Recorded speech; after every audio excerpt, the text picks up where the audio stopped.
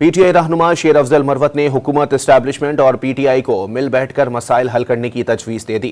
Barrister Gohar نے مذاکرات میں ڈیڈ لاک کی خبروں کو مسترد کر دیا۔ سلمان اکرم راجہ نے دعویٰ کیا کہ جوڈیشل کمیشن نہ بننے پر بانی نے بات چیت نہ کرنے کی ہدایت کی ہے۔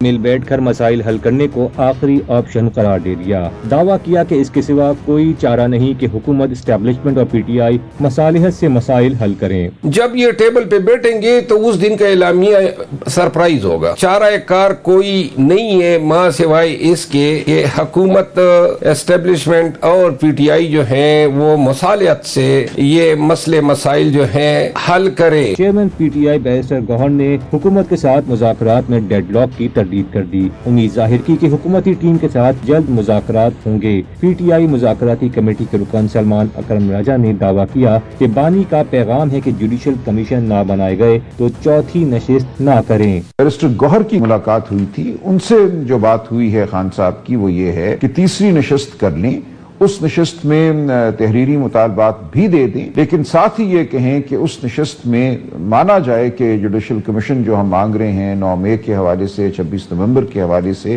وہ بنیں گے۔ اگر ایسا نہیں ہوتا تو پھر ہم چوتھی نشست نہیں کریں گے۔ سیکرٹری اطلاعات پی ٹی آئی شیخ وقاص اکرم نے سوال کیا کہ بانی سے ملاقات نہیں کروائی جا سکتی تو مطالبات پر عمل درآمد کیسے یقینی بنایا جائے گا۔